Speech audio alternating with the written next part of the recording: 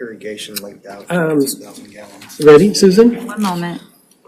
Make sure, okay, it's connected. Okay, so we're just going to call our notice of work session meeting to order here.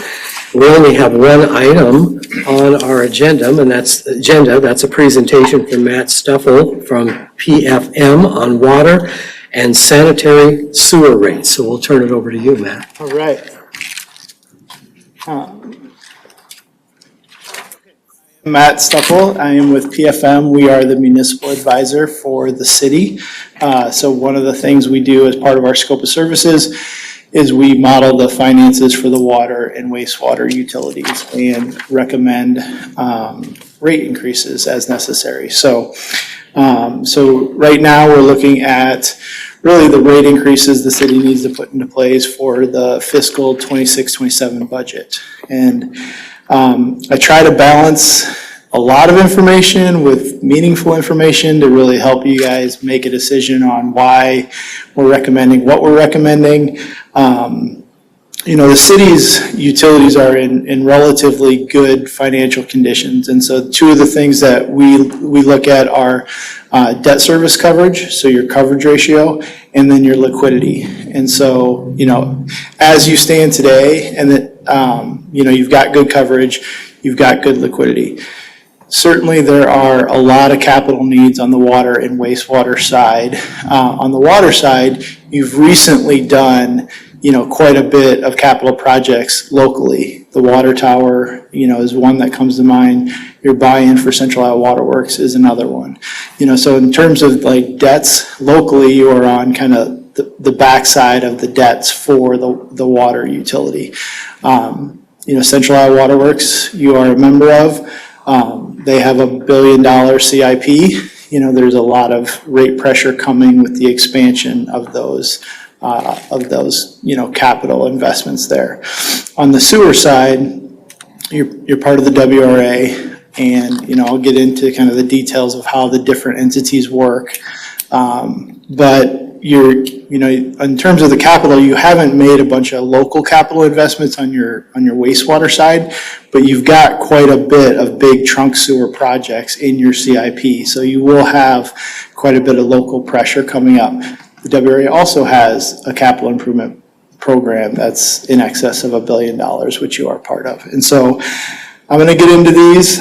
Certainly ask questions as I go. This is as much of a kind of question answer as anything, but I tried to put a few kind of slides together, but then we really build these financial models which have a lot more detail. So on the water side, we're recommending a 7.5% increase. This is a little bit lower than we had anticipated kind of leading up to the financings of the water tower and Central Iowa Water Works buy-in, but one of the things that we try to do is we try to make these rate increases as low as we possibly can and still preserve your financial flexibility as you move into the future to be able to borrow for the things you need to borrow for. So currently the Central Iowa Water Works rates for 2026, they set their rates based on a calendar year. You buy your water from them at $2.39 per 1,000 gallons. And then, one of the fixed costs that you have is $226,348 per million gallons, and that's based on a 5-year average of your max day demand. And those two rates are uniform rates for Central Iowa Water Works, so everybody in the region pays those two rates regardless of the community, and then it just depends on how much water do you buy and what is your max day demand in terms of what your fixed costs are. Okay, Matt, so can you help me understand that max day demand calculation? Coming off, so one of my concerns was we structured our rates based on the Des Moines Water Works structure, which at the time, I try to quote you as much as I can. You said how they calculate our overage days, we couldn't charge, there's not an increase that we could not justify on our irrigation.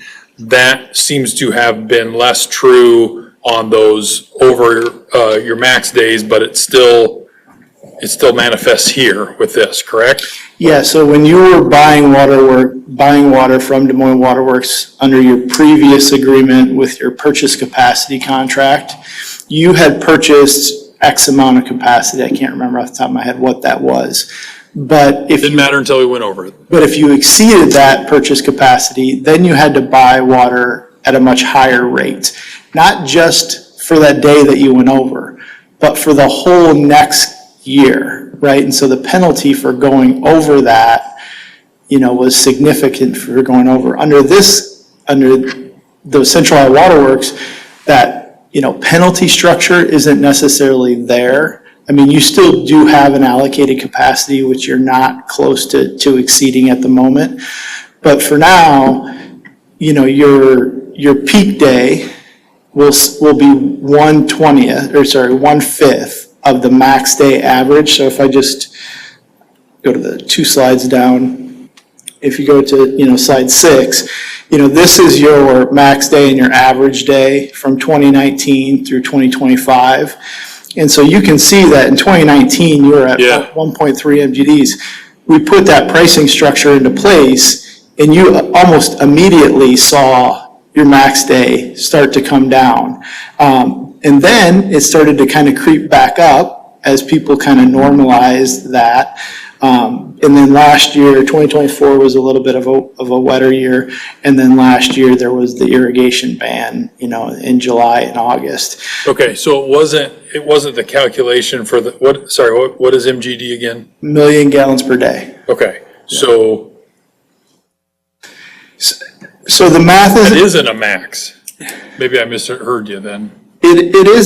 So Central Iowa Waterworks set these uniform rates. And then everybody pays the uniform rates based on your own metrics.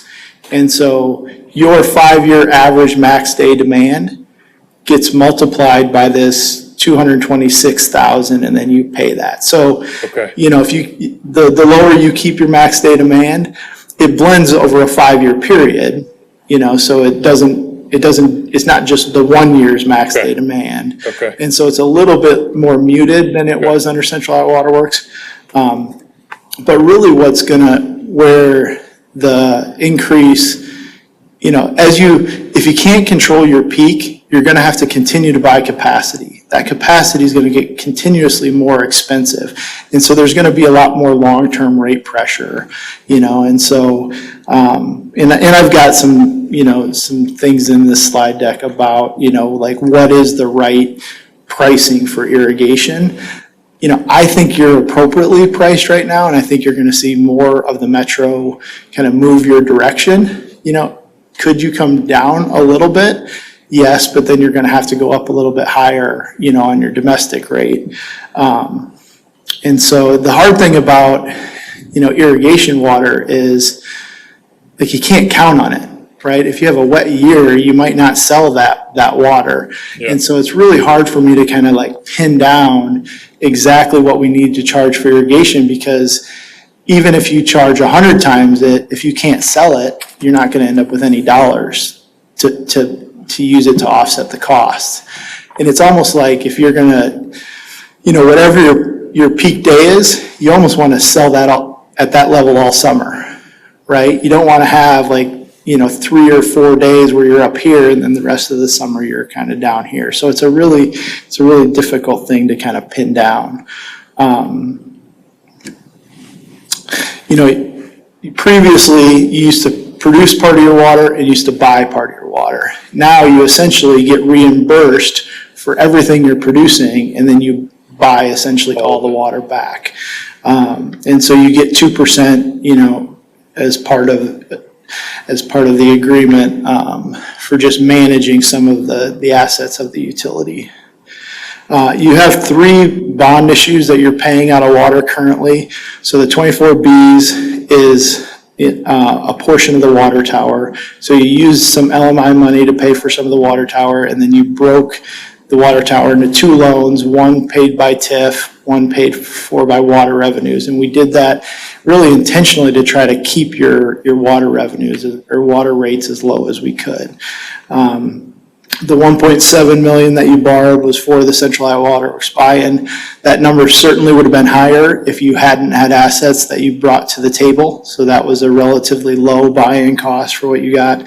And then the 2018 GEO bonds, that was to buy capacity. So I think you bought the Berwick capacity potentially in 2018. Yep. And so part of that loan really provided you more assets, which would reduce your buy-in for Central Iowa Water Works as well, so. So, Matt, Yep. I just have a question on something you said earlier. Yeah. Help me understand this. So we produce a certain amount of water ourselves. We sell that to Central Iowa Water Works, and then they reimburse us for it? Technically sell your water to them, you get reimbursed from Central Iowa Water Works by 102% of your production cost. So part of your public works employees are paid by Central Iowa Water Works, like all your electricity to run that, any operational expenses. And you submit a budget to Central Iowa Water Works, they reimburse your budget essentially. We don't produce any water anymore. We sold that to them, so that's their. Well, you pump out of a well. Operate. Yeah, you operate some water facilities that go into the big equation. And it's like 1% of the regional production or so. So they reimburse us 102%. of whatever Yeah. the cost is to Yeah, generate. so if it costs you $100,000, then you get reimbursed $102,000. Okay. But all the water's going into one big kitty, essentially. Yeah, your production costs are blended with West Des Moines' production costs and Grimes' production costs, and then Des Moines Water Works' production cost, and then there's kind of one rate that everybody pays. It's considered just a large pool of water, even though the water that's produced here never actually leaves town. Okay, so, when we look to the future, this is expansion, and so I'm gonna get in the weeds here, so forgive me, but, when you do an expansion, the expansion is divided into two components. 9% of the expansion costs are based on your current allocation of the system. So when you guys currently, started at Central Iowa Water Works, you had 1.681 MGDs. The region has 134.5 MGDs, so you make up 1.24% of the region at the beginning. The Saylorville expansion, they're doing a 10 MGD expansion at Saylorville. This was part of the 2080. You guys signed up for about 174,000 gallons of water a day based on that expansion. So you're paying 1.74% of that expansion. You take 9% of the 1.25% and 91% of the 1.74%, and then that comes together. So for expansion number one, you're paying 1.696% of that expansion. That expansion is estimated at $160 million. So your investment into those assets is about $2.7 million. So that's expansion one. Expansion two is building a west plant and expanding Grimes plant. So a 12 MGD expansion, or 12 MGD west plant expansion, Grimes is estimated at 3.3 MGDs. That project is estimated at $418 million. So you will make an investment, and you can see your investment is smaller in this one. This was recently approved or agreed to at the Central Iowa Water Works board meeting, is this allocation of this expansion. So you will pay 0.413% of that 418 million, which is still $1.7 million. Expansion number 4 is just out there on the horizon, 2035 timeframe probably. That's estimated at over 500 million.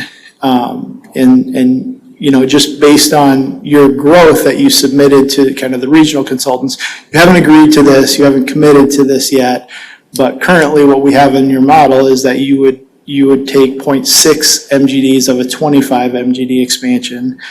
And so you would take 2.46% of that, So you would pay 2.34% of that 509 million. And, a lot of these costs aren't even showing up in the modeling right now, but they're out there, right? They're coming, and so we've got to be, prepared for them. So just real quick, so the difference between the expansion 2 and 3 and 4 is the projected use in the future, right? Yeah, it's based on your population projection, kind of- how much per capita demand people will use per day. So that will adjust. Expansion number 1 won't change. It was part of the 2080. Expansion number 2 and 3 essentially was just agreed to by the board. So that likely won't change. The costs are still very much up in the air in terms of what those are. None of these, even expansion number 1, most of the projects haven't been bid yet. So we don't really know, is 159 million the right number. So what are the dates for expansion 2 and 3? Yeah, so they're trying to secure the land right now, and they've got planning and design loans already out. They're trying to design these improvements. They're hoping to have this water production online by 2030, 2032 timeframe, which usually the debt service starts to show up. You pay interest only until the projects are in service, and then the debt service will show up in the future. So, we build it in as soon as we know about it, as soon as we know a decent timeline. And typically what happens is we build it in, things get delayed, we push it back a year or 2 years, so. Okay, so, the irrigation premium is, I know we've been talking about this since 2018 when we did the first rate study for these, and my math, based on just recovering the cost of what your max day demand can cover, I think you could easily justify between 156, so when I think about your irrigation rate, I think of it as a percentage of your domestic rate. So how much extra do you have to charge? And it really comes down to how much irrigation water are you going to sell, right? Because if the costs are $200,000 extra for having that peak, then, how do you recover that cost is based on how much water you can sell and how much you charge for it. And so, I looked at it multiple different ways, and I kind of come up with a range between 156% and 214% is where you could justify that. The more water you sell, the less premium you have to have on it, because there's more water there to sell. But like when we've got a year like last year, fiscal year 26 isn't over yet. We still have May and June, which are typically, the beginning of the irrigation season. But you're down 40% on your irrigation sales this year because of July and August last year where people just couldn't water. But then, September recovered, and was a pretty normal September in terms of the irrigation sales. I put this slide together. Andrew and I have, talked a lot about this. I don't think the 170 is out of whack. It's certainly, different communities have different approaches to this. This is very much a policy-driven thing. Some communities are putting in place like a tiered structure where, okay, your first 5,000 gallons of irrigation could be at maybe 125%. And then, between 5,000 gallons a month and 20,000 gallons a month, maybe it's at 150%. And then it goes, so that not everybody's paying that 170%, because at some degree, once your max is set, you want to continue to sell water, in that interim range. And so it's a really, even if you look at irrigation policy throughout the country, it's like there's a science to it, but there's a lot of policy around it too, and they kind of come together, and you got to do what's right, for the city. So. Yeah, I agree with that. I guess, and so if we could get some more, and I don't know if this is you or Andrew, and I'll acknowledge that a dumber guy challenging a smarter guy, and the smarter guy has more information, usually isn't going to work out. But right now, we're the justification for our rate is based on an old structure that's no longer applicable. So if we change the logic from Des Moines Waterworks to something that is based on the variability and the questions that bakes into our budgeting, I'm fine with leaving the premium that we have, but just need something more there because I get a few questions. I've seen stuff posted and I want to collectively be able to better explain why there is the premium for irrigation water than what we, like, So- the number may change or the number may stay the same. And I agree with some of the reasoning. We just need to be able to better defend that with some sort of, bullet points or formula. Yeah, and In my I would say opinion. when we put the 170% in place, the city couldn't have charged enough on irrigation saying to that, yeah. recover the cost, right? And so 170 was like all there was political will to do at that, point, trying to recover most of the cost. Even under a new, cost structure, 170 is still right in the right ballpark, right? I think that you're gonna see the rest of the metro continue. I mean, Clive just did a tiered rate structure, in one of their irrigation rates, once they get over, like, commercial businesses get over 200,000 gallons a month, they charge them 425% of the domestic rate. Right, that's the extreme where they're at, and Des Moines charging 200% of their tier 1 rate, so you're not the highest, I would have said, 2 years ago, you're probably the highest in the metro, but you're no longer the highest in the metro, and I think you're gonna see everybody else that's in the 125% start to move your direction. Could you come down a little bit? Yeah.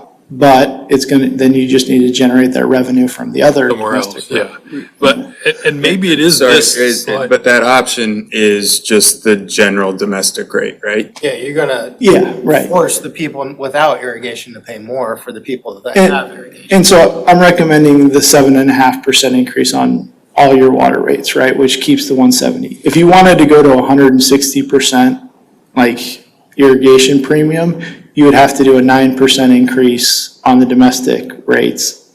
And then it would be a 4% increase on your irrigation rates. It would start to bring that down. So.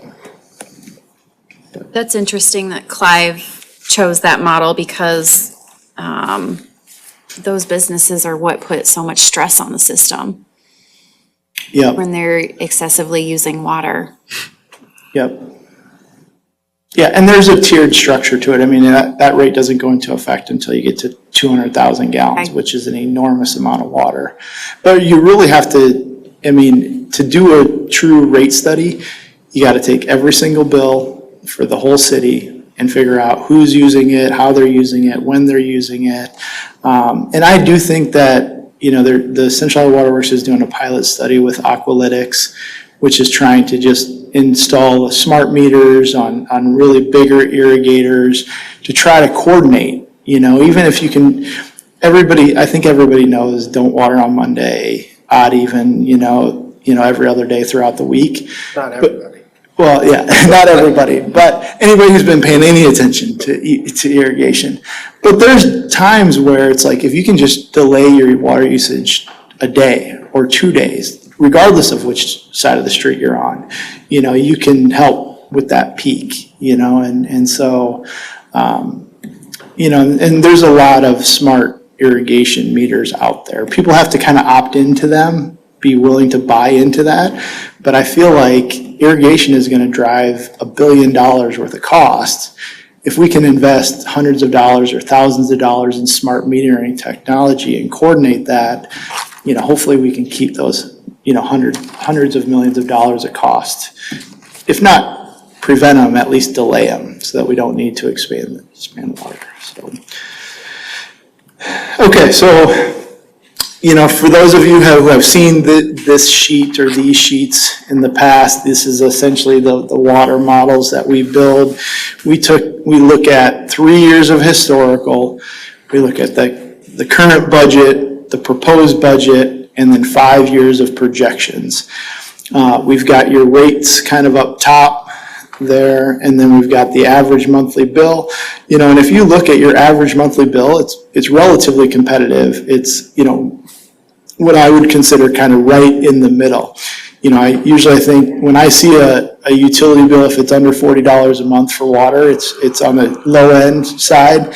Once you get above kind of $60 to $65 a month, it's on the higher end in terms of domestic. You guys, this budget would say the average bill's at $49.58. It is a $3.46 increase, so that's lines 5 and 6. And this is not irrigation, right? This is just the domestic potable water for 4,100 gallons.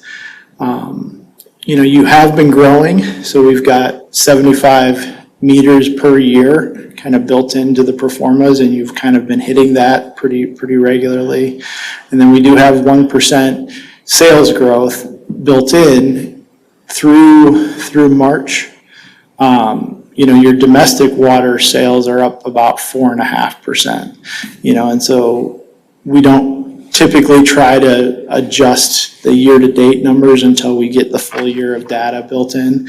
But my hope is that, like last year we were at 8%. My hope is that, we're recommending 7.5% this year. We can come back and, hopefully 7% and start to get closer to that, 4.5, 5 is kind of industry average, industry normal in terms of like what utilities rates are going up across. And on the water side, we're on the other side of the water tower, the Central Iowa Water Works buy-in. And so that's part of the reason we could come down is we always build in some conservativeness for the interest rates and all of that, so. But do we need to take in the long-term considerations of those expansions that we're gonna have to pay for in whether or not we're able to bring down those rates or whether we're going to need to move them in the other direction? Right, yep. And this model does that. So this, so then we've got how much water are you selling? Typically we model 75% of the 3-year average is what we do for irrigation. You've got your water sales there. That CIWW cost recovery is the money you're getting back from Central Iowa Water Works to help pay for that shows up as a revenue for you, so that helps. The next page, this gets into the costs. So you've got, your local costs, which this includes your distribution, all of your city budget for the water, your purchased water cost, which is really just the 2 rates, the mandatory rates that you pay. And then you've got your pump station costs. So, we've got your costs there. You've got your 2 revenue debts, which, are fixed. They won't change. So as the city grows, it'll be easier to cover those costs. The GEO bonds we look at, pretty closely with your debt service levy, because if you don't transfer the money out of water into the debt service levy, you have to raise your taxes or you have to cover those with property taxes.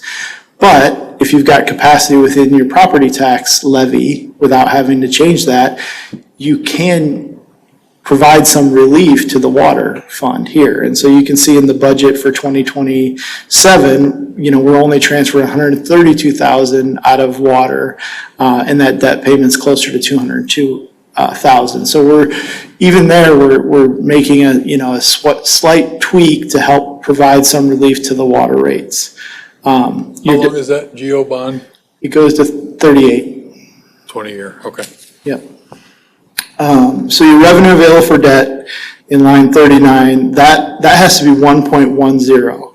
So that's not your primary constraint. You can see there's under no scenario out there you're not hitting the 1.1 times coverage.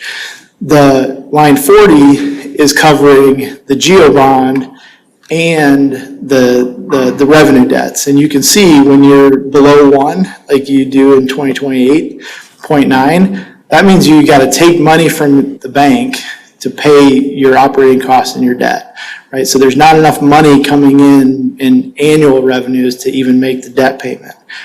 So when we go to the next line, one of the things that I look at this is line 41, net cash flow from debt. There's $52,000 negative there. So you've got 1.8 million in the bank, so that's fine from one year to the next, but you certainly can't have a sustained operating deficit, because that works until you run out of money. And then essentially you see the rates have to swing higher to make up that structural deficit. So, we're intentionally kind of setting these rates to bring your cash down to about between 50% of your O&M and 100% of your O&M. So that gets down to about 1.6 million when you look out in the future. Line 44 is where you will look to kind of see where the cost related to the Central Iowa Water Works expansion capacity comes into play. And if you go out, further, that continues to grow, and that is going to continue to grow. It won't affect your coverage. It'll primarily affect your cash position. And so we've just got to continue to set rates so that you can maintain your liquidity into the future. Okay, and then the last page is just, really we break out your capital into what's being reimbursed by Central Iowa Water Works and what just has to be paid for by your rate. So any distribution-related capital improvements have to be paid for by you. Any production-related capital gets reimbursed one for one, directly from Central Iowa Water Works. So that's water. Any other questions? Yeah, before we move on real quick, Matt, would you go back to line 7 and 8? So I'm curious, just because, obviously we talked about irrigation meters are the biggest contribution to water usage. Just on these numbers for like 26, 27, maybe, I don't know if Nick or somebody else could answer this. Was the last time you prepared this data, is this kind of accurate? We had roughly 499 irrigation meters. And based on the number of rooftops coming in, I'm just trying to understand, as we project this out, does that scale accordingly to what we anticipate? A community like ours, we're seeing more irrigation systems going in than not, right? Yeah. Which is going to continue to drive that up. So do you feel pretty confident in these projections on irrigation meters, or is it? Not really. I mean, there's a little bit of weirdness in the irrigation meter data because I think you're billing, if an irrigation meter shows up as a zero usage, it doesn't always get picked up in the bill register count. But you don't charge a availability fee for irrigation anyway, so it wouldn't factor into the financials per se. But I mean, Johnston is the only one in the metro, but I do like this about their rate structure. They charge kind of like $6 a month per irrigation meter, whether they used it or not, which then helps them lower the irrigation rate, and it provides them fixed revenues, in years where they don't sell as much irrigation. So that is another rate structure that you could look at. But I would have to go into the Excel spreadsheet and it seems like if I look at irrigation meters to your regular meters, about 30% of your houses have irrigation, but I would bet of the new houses that are coming online, probably more than 50% or more are adding irrigation. But it wouldn't factor in the financials unless you charged an availability fee for those irrigation meters. Does that, I don't know if that answers your question. Yep. Thanks. Yep.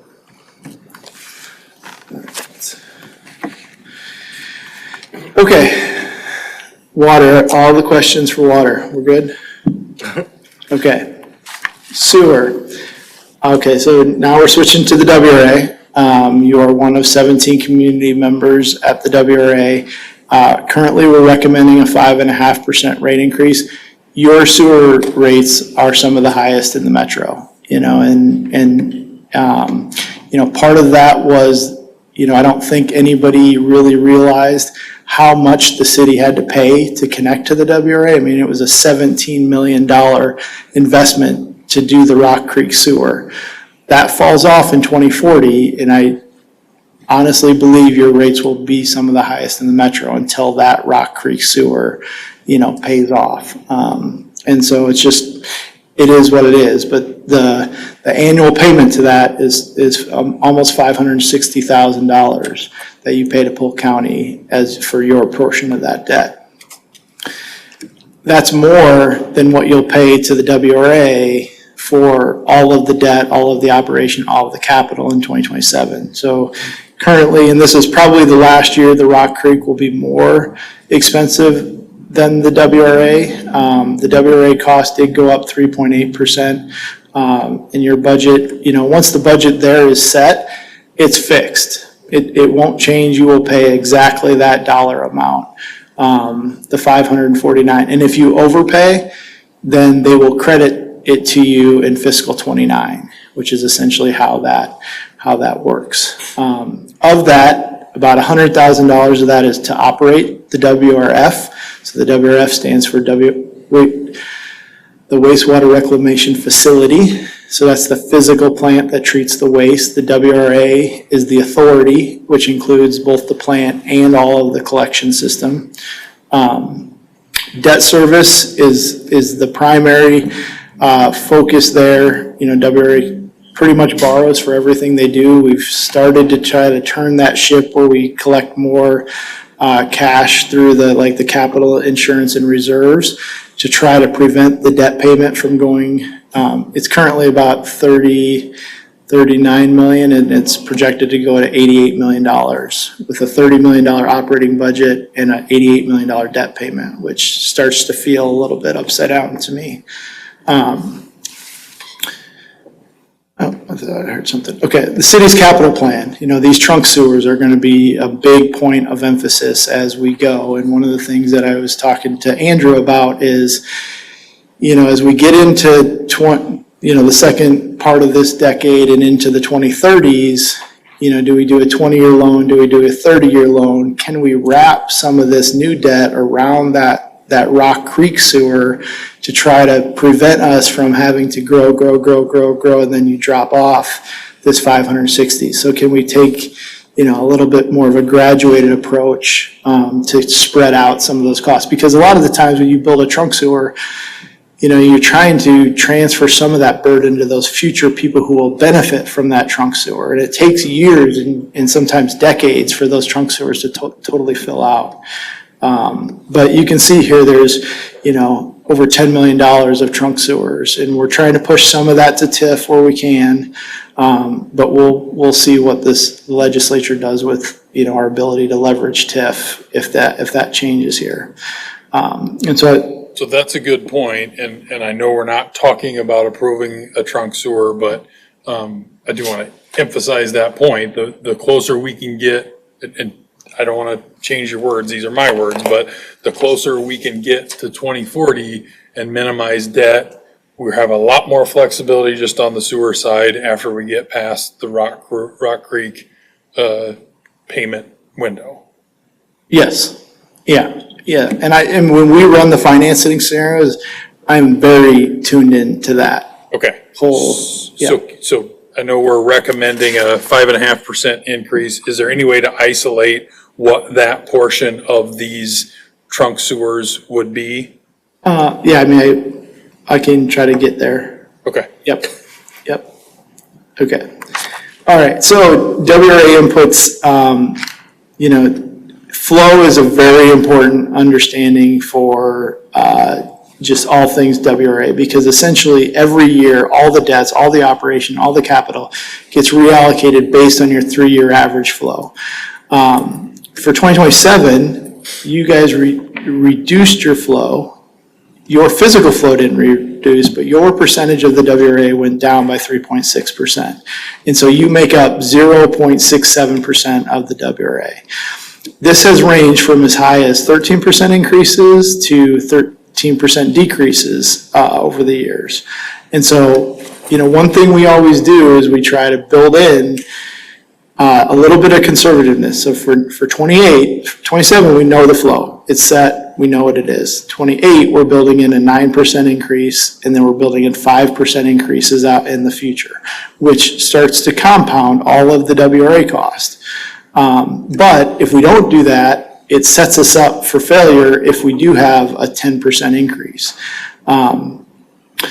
We're trying everything we can to keep the WRA overall budget to stay below 10% increases per year. And this is something that the Finance Committee continues to talk about, but to fund $1 billion of capital and 600 million of that is in the next 6 years, 10% is about as low as I feel like we can go. Just real quick, Matt. Yep. So the 0.67%, that's of all members sending, right? The flow. You said that our flows decreased by 3.6. Yep. That's makes up everybody's flow going to the WRA. Yeah, and if we just go to the next slide. Okay, sorry. That's all right. I know this is way too small to see, but if you look at the far right-hand corner, and each of these numbers is a 3-year average that makes up the fiscal year that sets the budget. You guys sent 177 million gallons to the WRF. The total system was 26.3 billion gallons. And so you make up 0.673% of the core flow. And then there's expansion, which some of the communities are not expansion members. You are an expansion, so you make up 1.4% of the expansion communities. And essentially you take out Johnston, Des Moines, Pleasant Hill, Greenfield Plaza, and Polk County, I think are the 3, in Windsor Heights. Not 3, that's more than 3. But those are the communities that come out of that. But what you can see here is if you kind of the percent changes down at the bottom, the top one is how did the WRA change in total? So the WRA increased by 6%. If you look at the next group, how did Polk City change? You changed by 2.1%. So your net change for the fiscal 27 budget was a 3.6% decrease. And you can see if you look back historically, over the last 7 years, you've been, if I just go back to 21, you're a 13% increase, a 9% increase, then 1.5, then 5, then 6.2, then 1.6, then negative 3.6. So if the WRA budget goes up 10%, and then your allocation goes up another 5%, it essentially turns into a 15% increase to Polk City. So it's why we try really hard to plan the way we plan in terms of building in some flow growth. And so that, provided a little bit of relief to the budget this year. Jeff, did that answer your question? Yes, thank you. Okay, so this is the projections of the WRA. This is just WRA stuff, but, if you can look, 28, we're expecting an 11% increase, a 9.5% increase. And Polk City is actually the percent of your budget that is made up of the WRA is actually one of the lowest in the whole metro. And part of that is because you have this huge Rock Creek payment, which makes your overall budget bigger, which makes the WRA portion of your budget smaller. I mean, if you look at, say, like Urbandale, 77% of Urbandale's budget is just to pay their WRA bill. So you guys are just different in that regard in terms of smaller. And it will Just because we joined WRA much later than they did, or? not really. I think it's more because you've had to connect. You're a growing community. You're still paying for potentially trunk sewers. I mean, it's more than anything. It's the Rock Creek sewer. Grimes would be similar to you. They had to build a $30 million sewer to connect to the WRA, but you didn't get an advantage or a disadvantage from joining in 2012 as opposed to joining in 24. I mean, the calculation on your surcharge was essentially to make you even.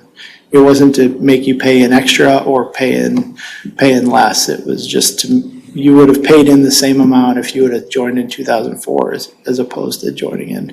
You wouldn't have had to operate your plant during that period, so you would have, saved there, but, How many other cities are on this Rock Creek sewer system. You and Ankeny and Polk County. And you are by far the most, because you had to, Ankeny and Polk County don't pay for anything past where they pay, but anything south of them, you're paying a portion of that as well. Does that make sense? Yeah. Yeah, No opportunity to try and negotiate that down. I don't think so. Yeah. Just asking. Doesn't hurt to ask. Yeah, no, I mean, there were some savings, the loan was taken out at 3.25, and then it got refunded for 2%, and you saw that benefit. There was a period where I think we talked with Polk County, you chose to continue to pay that same amount and to shorten the debt. So instead of it going out to 44 or 46, now it's gonna be paid off in 40 instead. So that was, a decision that was made a while ago, but. Okay, so you can see the average monthly bill here is, I still think that the 40 to 60 range kind of holds in sewer. Your average monthly bill is almost $82 a month for 3,900 gallons. And the 3,900 and the 4,100, I mean, those are intentionally different because we typically look at the average, we take the amount of gallons billed per month and divide it by how many customers pay it. But you've got your O&M, WRA operating expenses, revenue available for debt. And then if we go to the next page, you've got all the WRA debt. And you can see the WRA debt, and this keeps me up at night for everybody, but on line 31, in this year, you'll pay $322,000. By 2032, the projected WRA debt is $840,000, so more than doubled. And part of that is flow growth, right? So if you don't realize 9% and 5% every year, that number wouldn't be as big. And then part of it is just the amount of debt that's coming online. So that's their debt for their projects. That you pay 0.642% of. And then I forget if it was Rob or Jeff that asked this, but proposed 2026A and proposed 2029A, I mean, that's essentially, those two lines are essentially the trunk sewers and the debts that's coming, and so, delaying those projects or structuring those projects differently. These are structured as, 20-year level debt once the project, I typically assume 18 to 24-month construction window for those projects, and then you pay interest only during that period, and then you start to pay the full amount. So more than anything, I just kind of wanted to show in 2032, if we don't structure it that way, this 1.1 times coverage starts to become an issue. It starts to get down to there. And then if you look at line 50, the surplus deficit, that's a structural deficit we cannot get to, right? So I didn't feel like we needed to increase the rates more than we had already projected from the 5.5% now, because I don't honestly want to recommend any higher of a rate increase in the sewer fund than we have to, because it's already, as high as anybody else. But as we start to do these, any connection fees you can get from developers up front to help pay for those costs, there's a lot of things that the city will have to continue to work through. Typically WRA projects don't happen as quickly as they have them on paper. I think phosphorus is getting ready to go out to bid, and we'll go to construction this year. This was supposed to go to construction in like 2020. So Matt, real quick, line 32 sorry. and 33 are the debt associated with the 3 CIP trunk sewer projects? Okay. Yep. Yeah, and those are proposed, those don't exist. We've got a little bit of interest built in there for this year if you do the north trunk sewer, but,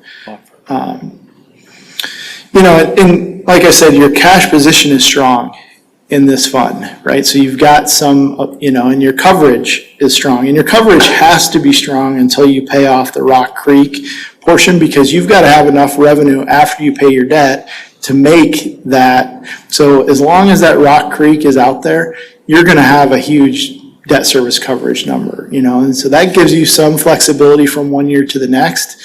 But you're not, you know, you're not doing a 5.5% increase today just because of the 27 budget. You're doing it so that you don't have to have a 20% increase at some point down the future, you know. So the more you do today, the lower that'll take the pressure off. And I constantly try to solve for what's the lowest number we can do, you know, year after year after year and still meet all of the obligations, so.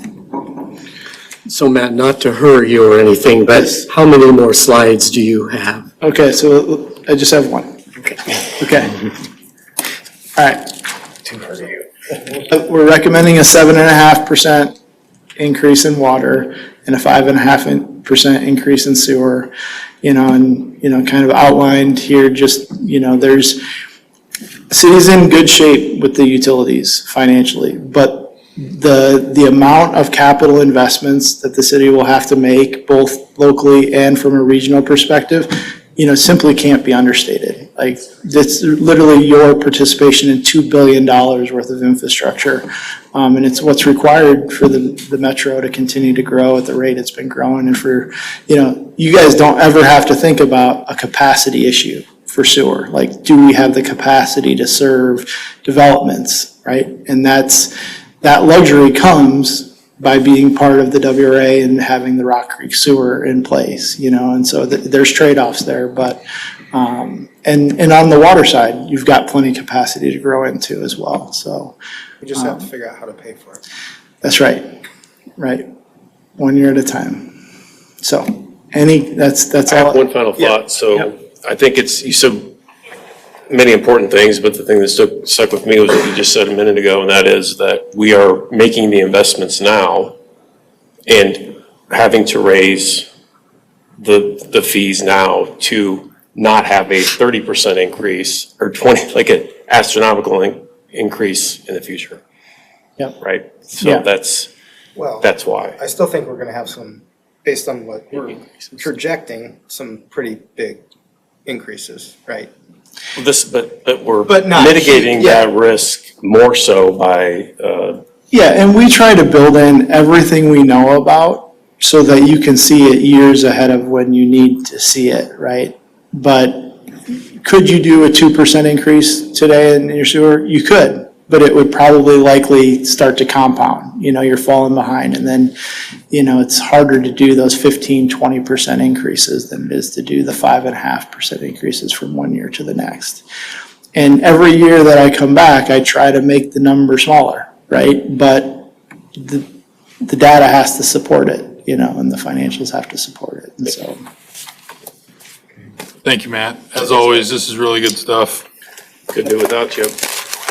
Okay, thanks, Matt. Item number 2 is adjournment, so I'll ask for a motion and a second to adjourn. So And, yep, okay, all in favor say aye. Aye. Any opposed, same sign. Adjourn until 6 o'clock, everybody.